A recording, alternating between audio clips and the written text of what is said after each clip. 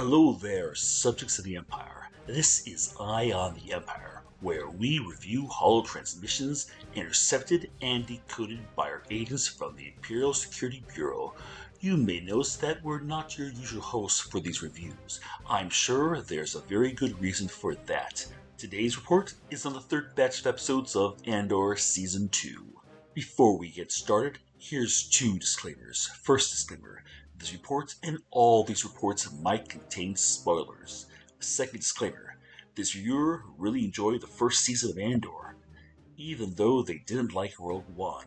Will the second season be as good as the first? Let's find out. First, let's get to everyone's favorite couple, Dedra and Cyril. Poor Cyril, his story ends in this arc. He was a pathetic, insignificant villain that you love to hate, but also a slightly sympathetic one. Come on, with a mother like that, you can't help but feel some sympathy for him. A true believer in the Imperial way, blind to its reality.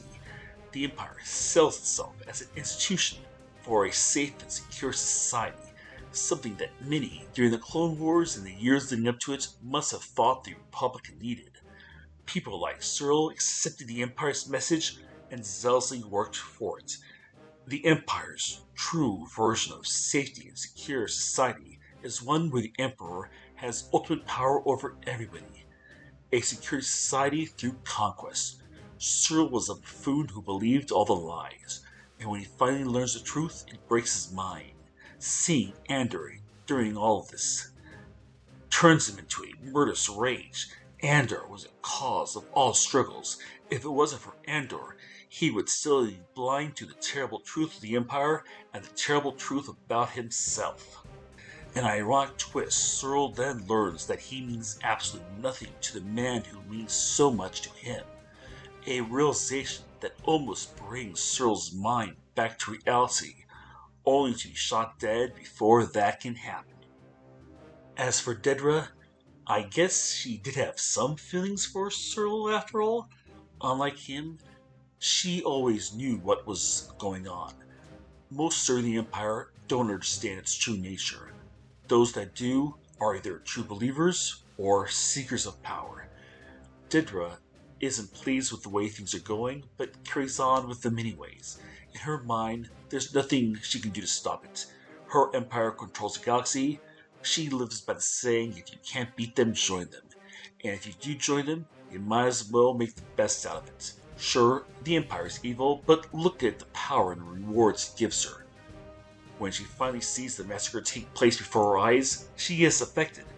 It will be interesting to see what happens to her in the final story arc.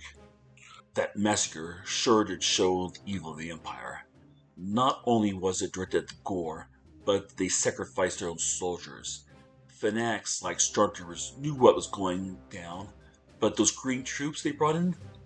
Clueless to everything. Serving the Empire because they're the number one employer in the galaxy and these guys just need a paycheck. To make the justification for the massacre on Gorman more believable, Imperial casualties were needed too. Andor and Biggs' story meets a conclusion as well. The rebellion has grown to become something more organized. Our lead, Andor, his selfish nature from the past is re-emerging. He just wants to give it all up and escape the entire conflict with Bix. She knows that he has a higher calling, that the rebellion needs him more than he needs her. Leaving him is more tragic when you know they'll never be reunited when the fighting's done. At least we know one of Andor's friends will make it out alive. Mon Mothma finally comes out as a public supporter of the Rebel Alliance by giving a speech in the Senate denouncing what happened on Gorman and calling the Empire out for it. With this speech, she becomes the symbolic leader of the rebellion. What amazes me the most about all of this is how much the original Star Wars the role-playing game played a part in the creation of the series. In a time when Star Wars was basically dead, the only people interested in making anything for it was Western Games. At that time, there were very little details about the larger Star Wars universe. They had to make everything up. Details about how the galaxy worked, background history. Stuff they made for that game was so good, it became the foundation for many things we now know about Star Wars. In Andor, we see this with the Gorman Massacre, Mon Mothma's early years forming the rebellion, how the Imperial Security Bureau operates, and even Dedge's plan for Gorman. It's all based on material written for a nearly 40-year-old role-playing game. Yes, the original Star Wars role-playing game was that good until the final episodes.